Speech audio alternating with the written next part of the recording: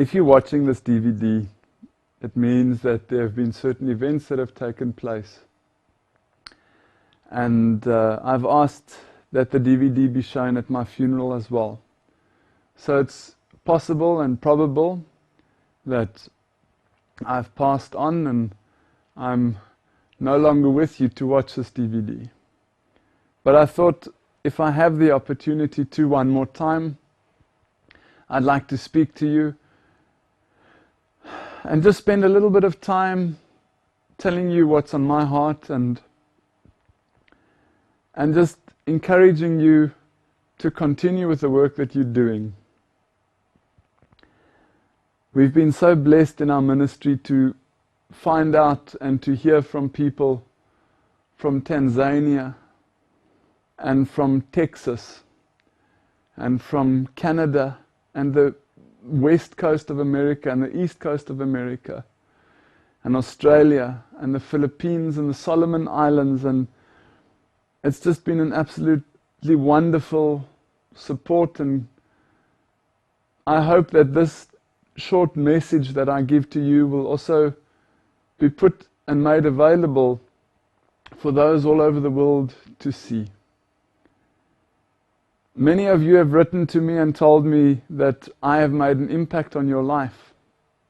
But actually I'd like to turn it around and say, I think it's the other way around. I think you guys have made an impact on my life.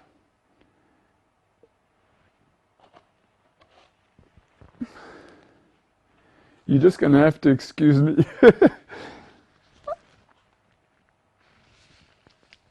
Today's date it's somewhere around the 15th of May. Is it June? Okay, 15th of June 2010. And obviously I don't know when you're watching this. But I have a feeling that, or as I've said to some close friends, I think that September, either late August or early September, is probably when you're going to be watching this, because September will be 3.5 years from the first time that I did a series of presentations. And this opportunity now to record a message for you, I believe if you look at the biblical paradigm and the biblical norm, you'll see over and over that even Christ had a 3.5 year ministry. And the reason I say that you guys have touched my life in so many ways is because without you, the work that I have done wouldn't have meant anything. Without you accepting the messages and checking whether the Bible actually states what I'm explaining on the DVDs, without you putting that effort in, the time that we spent recording these DVDs would have been wasted. So we've actually had an amazing partnership over the last couple of years of me doing the work that the Lord asked me to do, and you listening to what the Lord has asked you to do, and following up by studying and checking whether the Bible actually says what I say the Bible says. And I'm so grateful, because as you've been touched, you've opened the doors for other people to be touched. And as they've been touched, they've again ordered more DVDs and they've been touched. And the people in Australia, especially Cheryl and Colin, who's also no longer with us, and Brian and the team at Steps to Life, I know the resistance that you have received from within and from without the ranks of the brethren to the work that you do. And I thank you for having stuck with me and having believed and trusted in the work that I was asked to do. You've opened many doors and many ways for me to be able to get the messages out that the Lord has given me. Please, can I ask you to continue the work that you're doing? Make it more available, not only reasonable for the people to receive the DVDs, but just spread them like the leaves of autumn. I'm lying down 90% of my time, if not 95% of the time now. I have severe pain, and while I'm lying in bed, there's a gentleman that lives near us, a colored gentleman that's built a little, sort of a little desk that fits over my bed where I can put my computer on, my little laptop. And I watch the goings on around the world, and I watch how the events are going on, and my heart burns because I know that there are so many millions and millions of people that are in utter darkness as these final events happen. It looks like the financial crash might happen this year still, the final financial crash, the American collapse. And if it doesn't happen this year somehow by some miracle, it certainly looks like it's going to happen early next year. That's going to confuse so many people. So many people worldwide need to hear these messages. And if we do not continue our partnership while I'm no longer here, it's up to you to spread those messages. I would like to also say hello and tell Walter and Sonica that I love them very, very much. Walter, you've been an inspiration to me and a great support. Sonica, also what you've been through and your tenacity.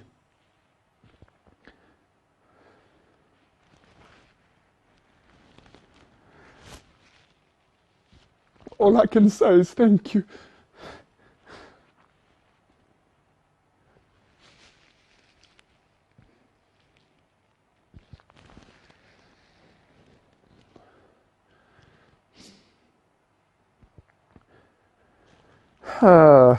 Thank you for working as hard as you have worked, Walter.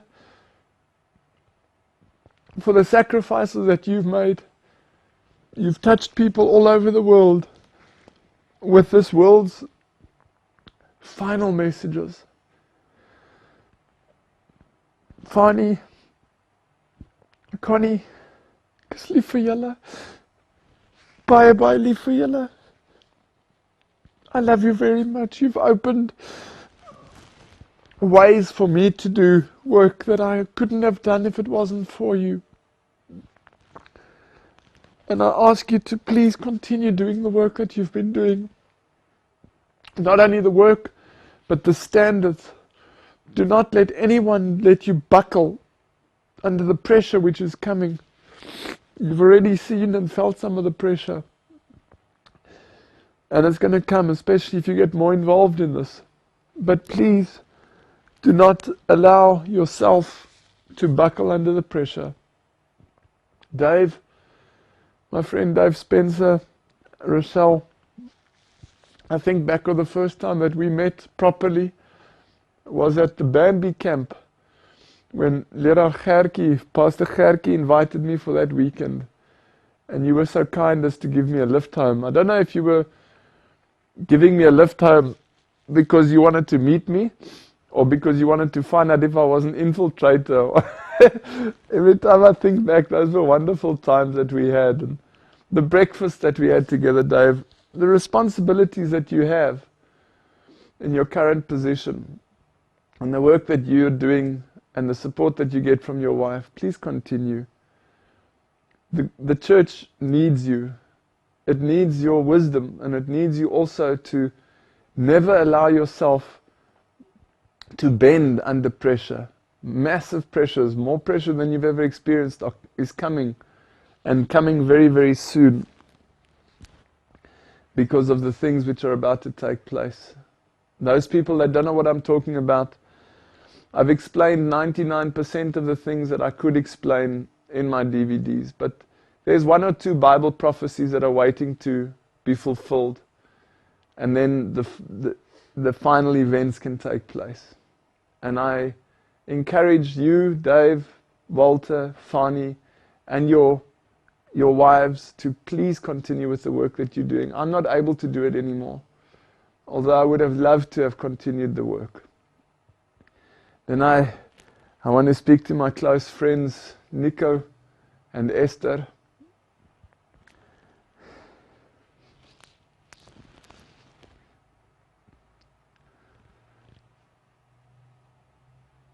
I'm not actually sure what to say to you.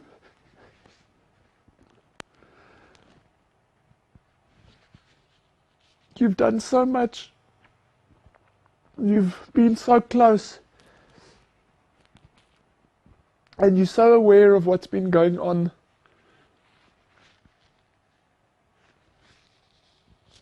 Thank you for what you've done. Thank you for who you are. For the children. And for Rita. You've been such a wonderful support. I can just say thank you. Dinah. Damon. Julle ook. For those that don't understand Afrikaans, Dinah and Damon work for us in our house. The one helps us outside with the garden and the other one helps us inside. But they don't understand English, so I have to speak Afrikaans to them. So forgive me for speaking Afrikaans. Ek is lief vir julle, Dinah en Damon, vir die werk wat julle doen.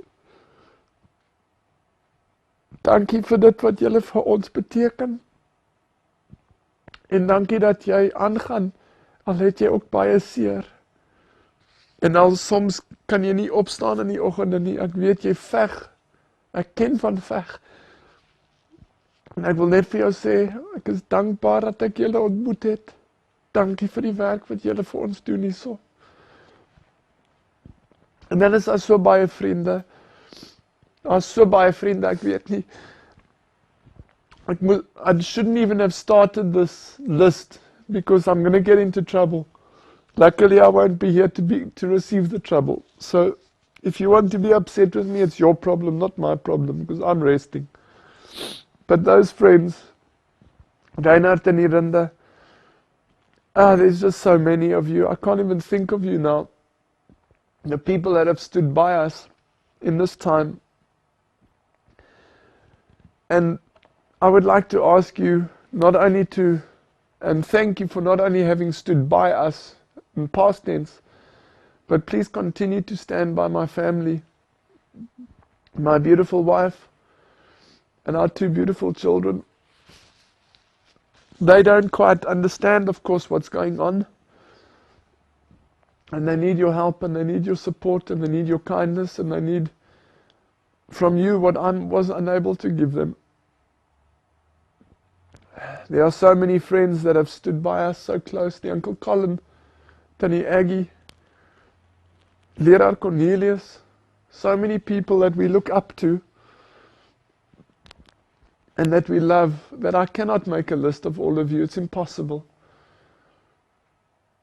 One thing I'd like to say to you, wherever you are in the world, Afghanistan, Benin, people that we get messages from wherever in the world. I don't know who you are. We've never met. But I want to ask you to please continue working like you've never worked before.